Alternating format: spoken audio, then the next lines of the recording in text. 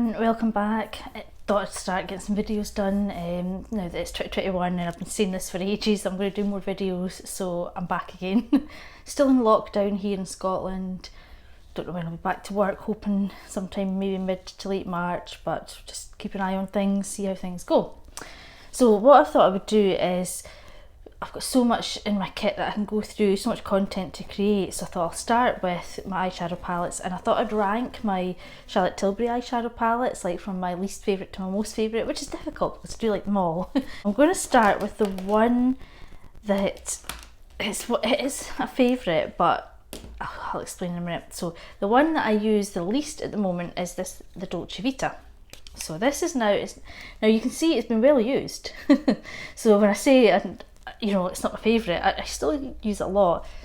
It's now the Bella Sofia, so it was the Dolce Vita, but it's not that anymore.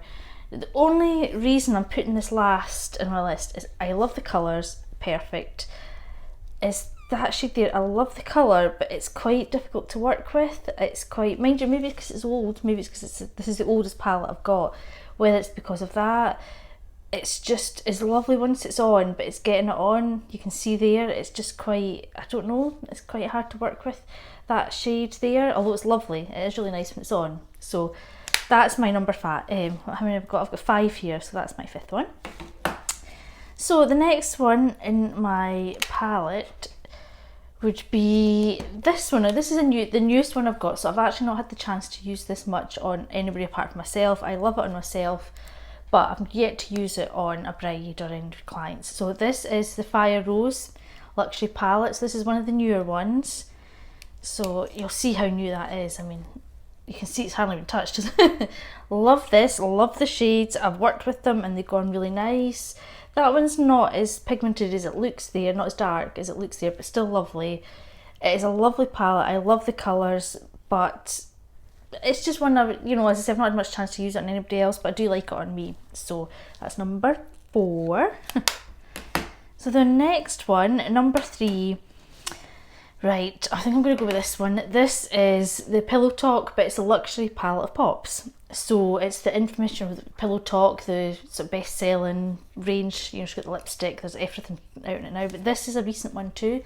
So this is, again, you can see how new it is. So it's the palette of pops. So it goes well with Pillow Talk, but it's just all the pop shades. It's all like really shimmery shades. There's not any mattes or anything in there. I love it. Really nice one. It's nice. So obviously on its own you couldn't really use it because it's all shimmers, but it's really nice to use along with the Pillow Talk or any other one and just add a wee, you know, to the lid.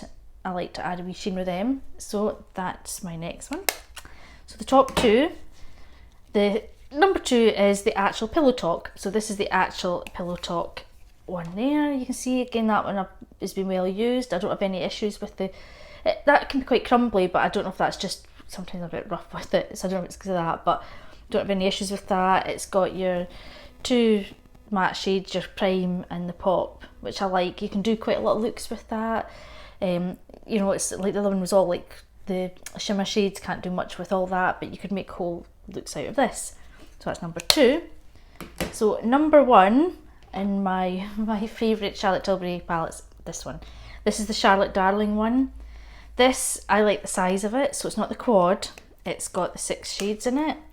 I like it. It's got 3 shimmer shades and 3 mattes. Love it. You can do so much with this look. This palette, there's so much. I love the colours. I like it on me, but I like it on a lot of other people. It's such a nice palette. Pigmentation's amazing. They swatch really well. So this is definitely my number 1. And I think because you can get 6 shades in it, you know, it's 6 shades, I could go with just that one. That would be enough to do quite a lot of looks. I wouldn't have to take all them with me. So that's my number 1. I have had other palettes from Charlotte Tilbury, which I don't have in here now. There was, I don't know what it's called now. It was the silvers and the greys. I want to say the Rebel, but I don't think it was that one. It might have been. And I didn't like it. It was quite, like, it felt quite oily. Like when it was on the lids, I used it on somebody once who had quite oily eyelids. And even though I'd prepped and that, but I just felt it looked even more oily on oily eyelids, if that makes sense. So I don't use that one anymore.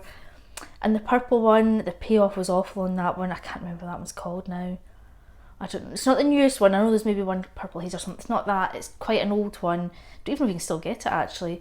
I did not like that. I just felt honestly the payoff, it was so bad, the purple shade particularly. But maybe though those kind of shades don't, well, I don't know, because it's a dark shade, maybe they're harder to get the good pigment payoff and colour payoff, I don't know, but it was quite washy. So there was that. I also had the big ones, but I'll be honest now, I don't, but you know the big limited edition palettes now, I had one of them, I don't have it now, but I don't use those palettes because I find they're too similar to all these. All the palettes are getting quite samey, as much as I love her palettes, and some of the shades are quite new. A lot of the shades are repeated, so whatever one you buy, you can buy these limited editions. There's going to be shades in there that are already I've got. There's no point in me buying that just for one shade or two shades.